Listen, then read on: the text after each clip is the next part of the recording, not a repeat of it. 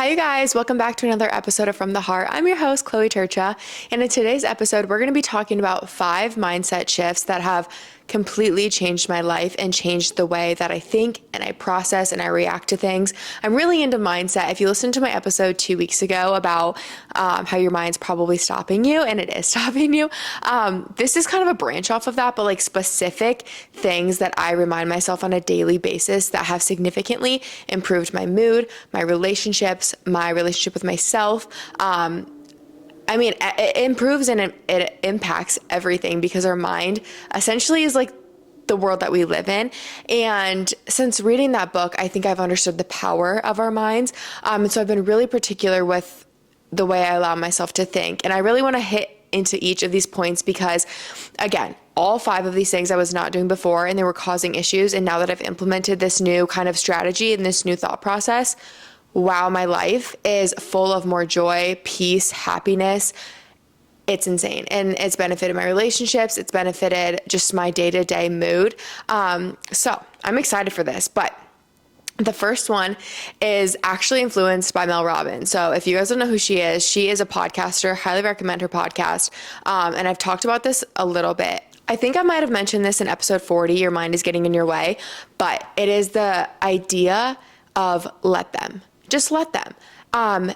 It's hard to do, but I have started implementing this into my life. And wow, I've realized 1, how often I can implement this, and 2, how much of an impact it actually makes on my response and my reactions. So I love this. Like if you're not doing this, if you're not, okay, so for instance, if you are hanging out with a friend and they cancel plans, let them.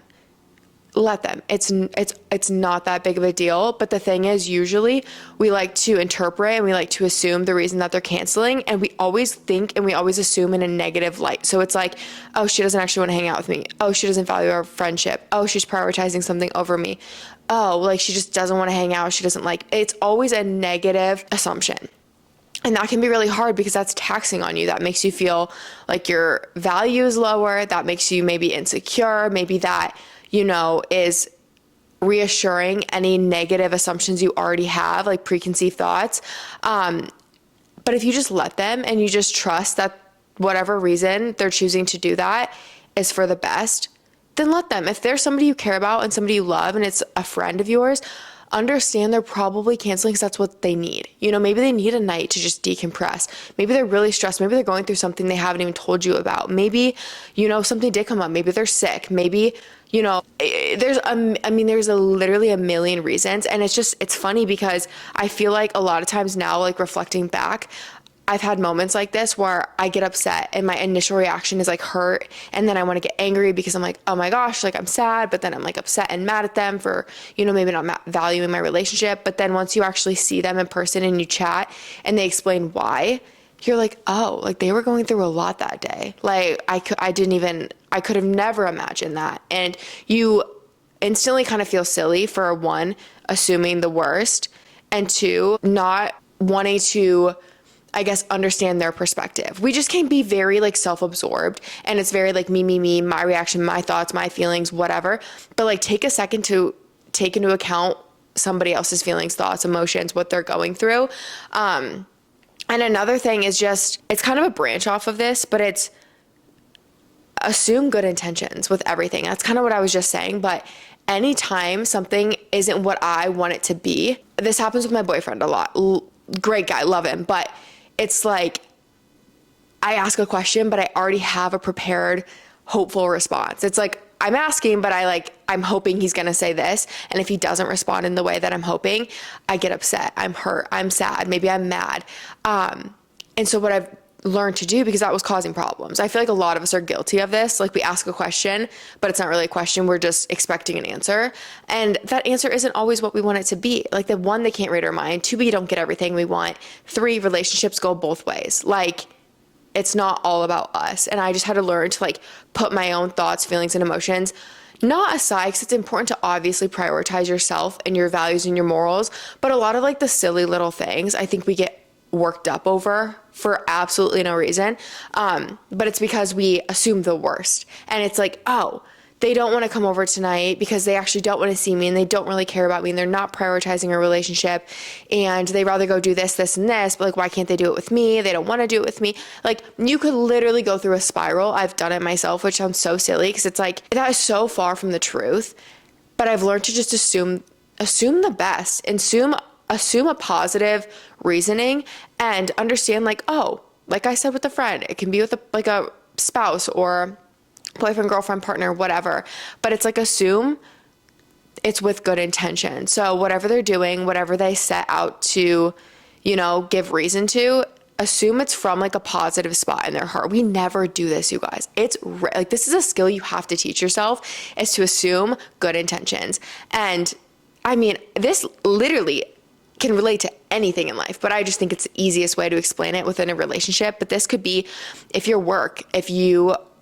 I don't know, you get pulled into an office and they're like meeting in the conference room at 3 p.m. and you're like, oh my God, I'm gonna get fired. I'm getting in trouble, whatever. Go into it seeking like good intentions. Like, oh, maybe this is a positive meeting. We always just seek out the worst. And then our emotions just get super heightened. We're super stressed out. We're super anxious. We're sad. We're mad. We're confused. All of these negative emotions take over when they really don't have to. So if you just prepare with like a good intention, and maybe it's not always going to be a good intention, but the mindset and the space in your head that you're living in is going to be a much more pleasant space, assuming the best in people, because hopefully the people in your life are doing everything with good intentions. Because typically, like, think when you do things, it's probably with good intention. Like, every time you make a decision, you make a choice, you have a reasoning for something, it's for the better of everyone. It's not just for the better of you. So you have to understand that's what somebody else is probably doing as well. But it's just, we can get so easily like emotionally wound up, and we can't like allow that when it's something beyond our control. So if we can't control a situation, we can't control someone's reaction, we can't control someone's response, we can't control someone's answer. So don't allow yourself to get so emotionally wound up, because it can like, it plays mind games with you. It's draining, it's exhausting.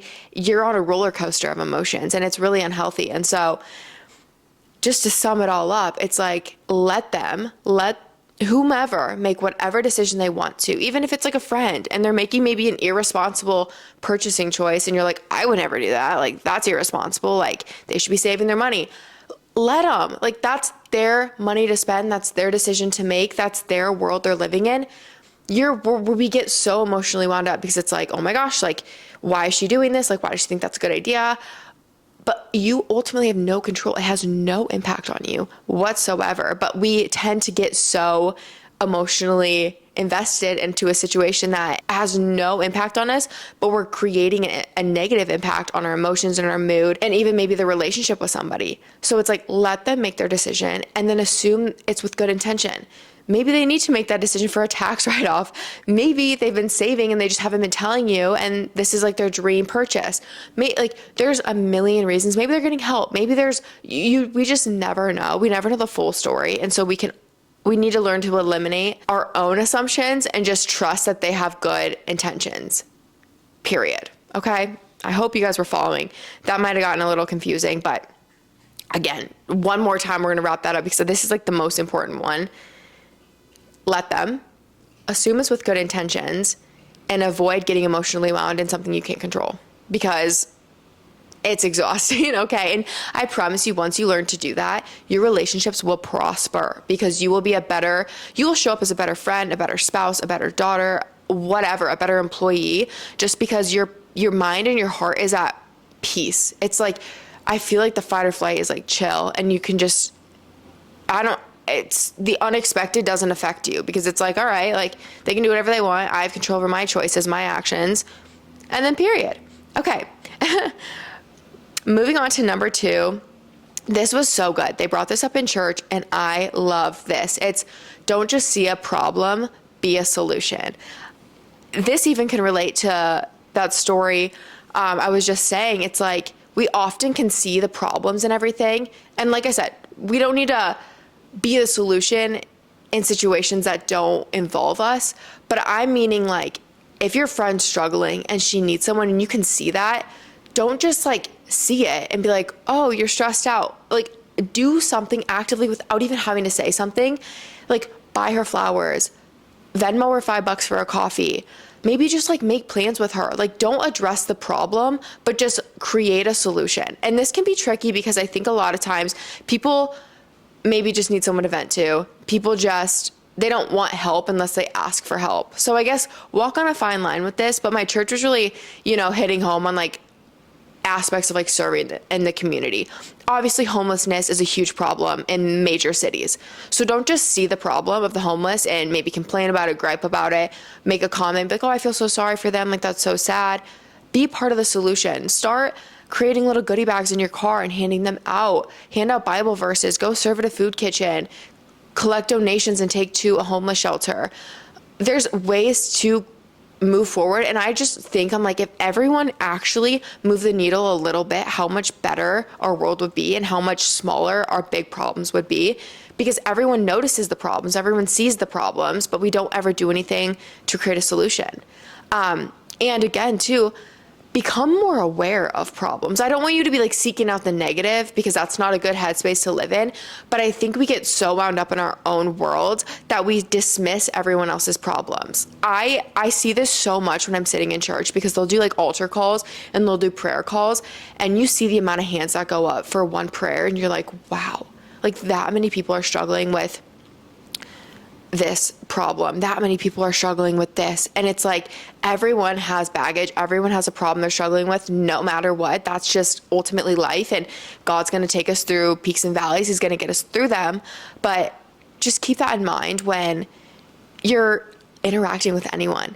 If you can do anything to help like solve a problem that you think someone's struggling with, like literally it could be something simply as a prayer. Because again, like I said, you don't want to butt in, you don't want to you don't want to get yourself involved in something you're not really necessarily invited into. Like if someone's not asking you for help, don't just start like taking action and giving them like protocols and giving them all these tips. But if you can pray for them, or you can actively just, hang out with them more and just try to boost their mood, but like not make it known.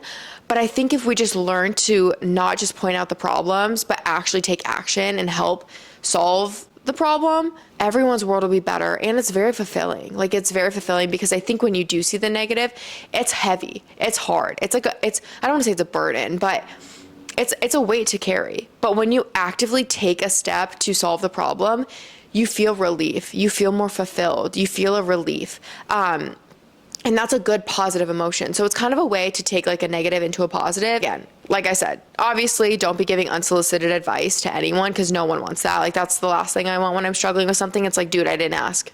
Like I'm struggling, I know. But like there's ways to help be part of a solution without overstepping and giving unsolicited advice.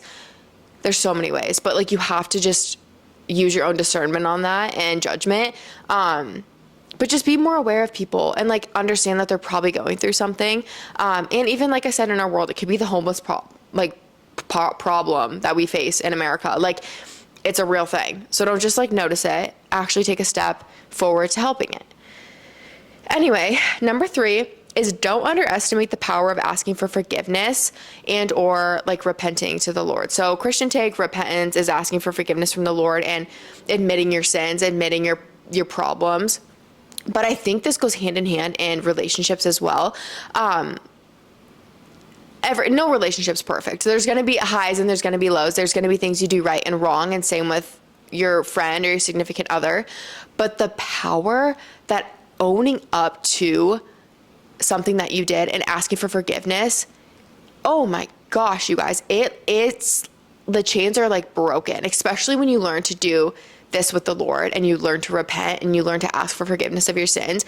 That's like 10 times, like that's 10 times the relief. And again, this podcast isn't all about that, but if you are faithful, I really recommend doing that more often than you think. But 2, it's like in a relationship, again, I'll use me and my boyfriend as an example, that like you're going to have obviously problems and you're going to talk it through and you're going to give your perspective. They're going to give their perspective. You're going to communicate and you're going to try to create a solution.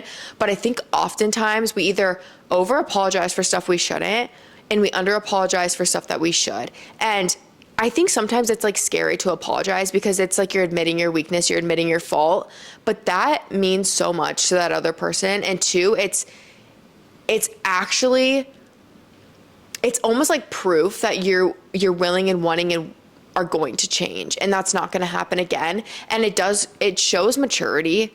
It shows true like heart posture on the situation. Like, it's really important. And I think it's often neglected. Like, we'll talk about it, but I think sometimes it's like, you need to sit down and be like, I really apologize for being moody. Like, I really apologize for reacting that way. Like, I'm working on it. And just expressing the fact that like you're acknowledging your problem, your issue, and you're actively working on it to be better. That is so important, because then to that other person, they know it's like, they're not going to create that like tally in their head of being like, yo, she's always on me. Yo, she's always on me. Like, she's on me this, she's on me this. But when you're expressing like, I acknowledge that I can be moody. I acknowledge that I can get on you, and I know I shouldn't, and I just have like weak moments sometimes. But like, I'm sorry, and I'm actively trying to improve. That does wonders. That does wonders, because in those moments, it's like, you can catch yourself too. And then it's more comfortable when you do like maybe bite back. I'm just using this example because this is something I have to apologize to Kyler for, because sometimes I'm moody and I'm like, why did I just say that? And why did I just do that? But I'm like, I'll say something and I'm like, I'm sorry. And it just shows that you're becoming more aware, because previously, before it was an issue, you probably were unaware of this behavior or whatever this issue was.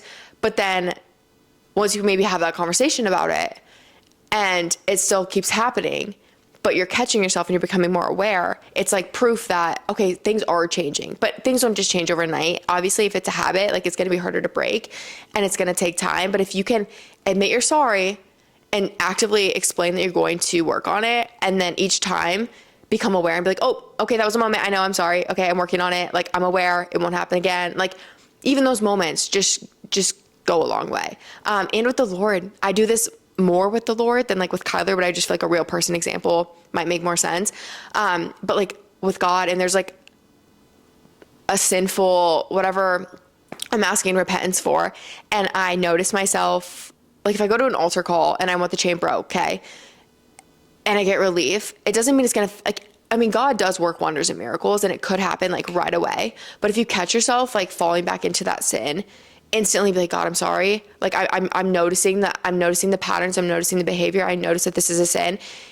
Forgive me of my sin. I'm working on it. But I think just that acknowledgement goes so far, and it helps you out so much more, because it's kind of that reminder. It's that like red flag. And then it just helps. It helps. The discernment and conviction in situations are really powerful. They're truly a gift. I guess so, just acknowledge them. I hope that's making sense. I hope this episode's making sense, because these are conversations I have in my head, but I've never had to like speak out loud and explain. But anyway, moving on to number 4.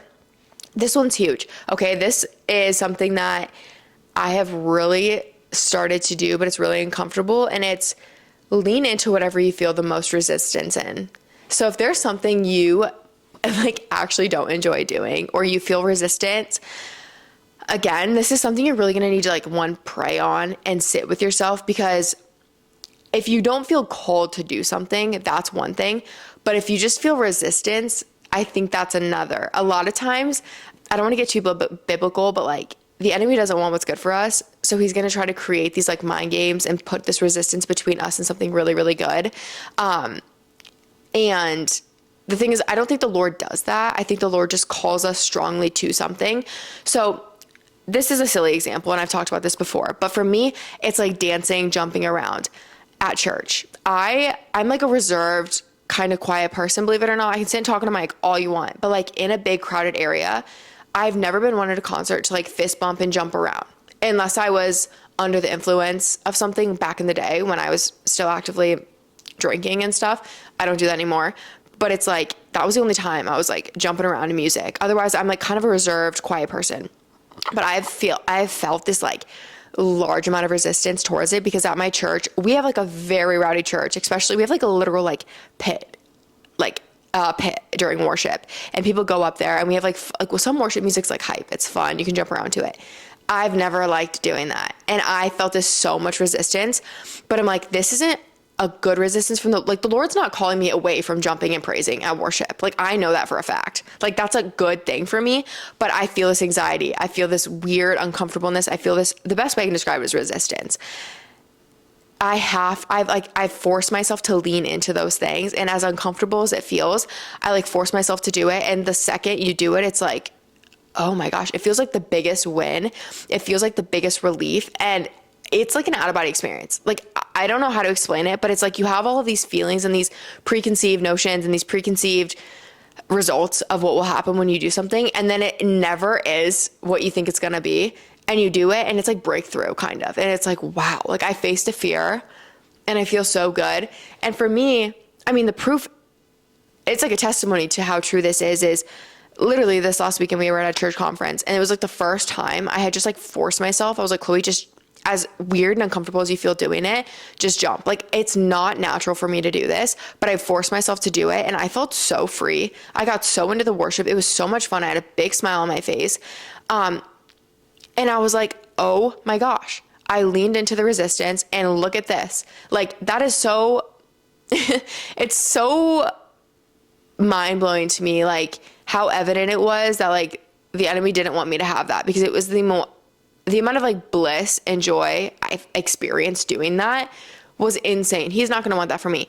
The Lord would want that for me. So I felt continually called to do it. It's like the way for me to best explain this to you guys, if you're thinking about like, what do I feel resistance on? Because obviously if like God's giving you discernment to not do something, like move across the country, and you're like, I do not feel called to do that. Like, the opportunity's there, but you're like, something in me is like, don't do it. Don't do it. Obviously that's like discernment. Trust that. But if there's like a situation where, say, you've been thinking about, moving across the country, but you feel resistance because you're scared, you're nervous, it's unknown, lean into it. Because if you feel called, like if it keeps reoccurring in your mind and you feel called to do it, like you have to lean into it and trust it. Cause then once you do it, you experience a breakthrough like no other. But I'm not even kidding you guys. Like it was something as silly as jumping at church to worship music. Or another example was me praying out loud. If you guys listen to Heavenly Chats, my other podcast, y'all know, like, praying out loud was something I was so nervous to do. And again, I felt so much resistance because I was nervous, I was scared, who knows what. That is clearly something that the Lord isn't wanting me to not do, but the resistance was there, so I had to lean in harder. And so, again, I experienced it at a conference this weekend, but I forced myself to do it. And I was like, wow, this is very freeing. I prayed over someone for the first time, like verbally out loud, not just in my head. And my pastor came over and prayed over me, and she had me like pray out loud, and she was trying to get me to speak tongues, which was so cool. But I'm like, all of these things, I'm praying over someone, I'm helping that person out. I'm trying to tap into a literal spiritual gift of speaking tongues. Like, if I hadn't learned to pray out loud, I wouldn't have experienced either of those moments. So it's like the amount of breakthrough that you'll experience and the amount of glory or whatever. I don't know how to best explain like what you'll experience on the other side, but it's going to be good. So really press into those feelings of anxiety and stress and worry and anxiousness, because those aren't fruits of the Spirit. Those are not from the Lord. But again, a lot of these things, it's like you have to I want you to sit with yourself and really like depict, is this resistance or is this me feeling called to not do that? Okay, I'm just going to leave it at that. I really, really, truly hope these are making sense, because these have impacted my life so much. But sometimes I feel like I'm doing a poor job at explaining, but I'm trying my best. So if you have any questions on these, you can DM me on Instagram always, and I can try to walk you through it better. But I just want you guys to try to apply these into your life, because like I said, the amount of joy and peace and breakthrough I have experienced from doing all of these things is unlike anything. And then that brings me to number 5. I love this one. And again, I don't want this to be like misconstrued, but I want you to live so unapologetically yourself. If you have really strong morals and values, but you fear like expressing those in front of a certain crowd will like not go well, be so unapologetically yourself that people have to kind of rise up to be around you. But again, don't misinterpret what I'm trying to say here. I'm meaning this like in a good way, such as like swearing. If you're trying to quit swearing, I used to have the worst potty mouth ever, but I know you guys know what I'm talking about. You probably have one friend who doesn't swear, and when you're around them and you swear, you're like, oh, like you feel bad, you feel conviction, you're like, I'm sorry. You apologize often, and then you try not to swear around them. They're so unapologetically themselves. They are living so true to their morals and values that they're rising up for you to become better. Okay. So again, whatever this is, this could be drinking and partying and smoking. And a lot of people like fall into the trap of, going with the crowd and just doing whatever their friends do, falling into peer pressure. Be so true to yourself that when people are around you, they feel called to not do that. They don't want to drink because they see how important it is to you that they don't even feel the need to do it. Our pastor was talking about this in an example of being like in a workplace and being a Christian, and it's really hard, but it's like, be so godly, be so unapologetically godly and live in your morals and values that people like rise up and then they can experience, I guess, the goodness that brings, because if it's something important to you, you're doing it for a reason. Again, don't get this misconstrued with like certain things that aren't, I don't want to say like not as important, but like more egocentric ways. Like, I don't want you to be like, oh, everyone has to, go to an expensive restaurant because that's what I care about, or everyone has to dress up when they're around me. Like, no, this is like truly characteristic type things, like morals and values, not like egotistical things. Again, I'm like trying to get my point across, but I don't know if I'm making sense. But it's like, I think oftentimes, like, say we swear, I caught myself when I was around people who had potty mouth swearing because I was falling to their level. I was stooping to their level. It's like, be a light and be a positive, like, influence on people so that they have to rise up to be, like, match your level. But it's like, again, it's not doing it because like, oh, I'm better than you, but it's like you're helping them out, it's like something for the better. I feel like this episode was kind of a hot mess. I'm sorry, but like these are really important. I want to run through the 5 again and just kind of recap. So the first one is to just let the person, let whoever just do whatever they feel they need and want to do. And just always assume it's with good intention, okay? Because that's just going to save your own peace of mind and your own emotions. And don't allow yourself to get emotionally wound up with things that are just beyond your control, okay? Number 2 is don't just see a problem, learn to be a solution, learn to help, and actually take a step forward in solving the problem rather than just noticing all the negatives. Number 3 is don't underestimate the power of asking for forgiveness and repenting. It's powerful. It's huge. It will impact and improve your relationship with the Lord or a spouse or a friend. Admitting your wrongs is a very mature thing to do, and it honestly helps you resolve it yourself and move on and move forward. Because I think a lot of times we like live in that guilt and we live in that mindset of, oh, I did this, oh, I used to be this. Let it go. If you ask for forgiveness, you apologize, and you say you're moving forward and you no longer do that, you are no longer bound to that problem, that sin, whatever it is. Number 4 is lean into whatever you feel resistant in. Again, don't lean into something you don't feel called to do. But if there's something you feel called to do, but there's resistance, lean in harder, because it's often going to lead to like the greatest breakthrough of your life. Number 5 is to live so in your morals and values that people can't help but to be more like you and more like that around you. And again, not in an egotistical way, not in a materialistic way, but in like a positive morals and values type way. Don't fall to someone's level, just like allow them to rise up around you. And if they're not, then find people who align with you. So all in all, it's just like having these mini conversations with yourself in these moments. It's a skill. Like, you have to learn and you have to like train your mind to think these ways. I still catch myself slipping up. Like, obviously I don't always assume best intentions. I don't always just let them, because that's not easy to do. But in the long run, it's so much easier on yourself. Like, it's not easy to, actively become part of the solution. Like, that takes work, that takes effort, that takes time, commitment, but it's much more fulfilling, and it leaves you with a much more positive experience and feeling of that problem than just having it become a problem and it have like a weight and a negative weight.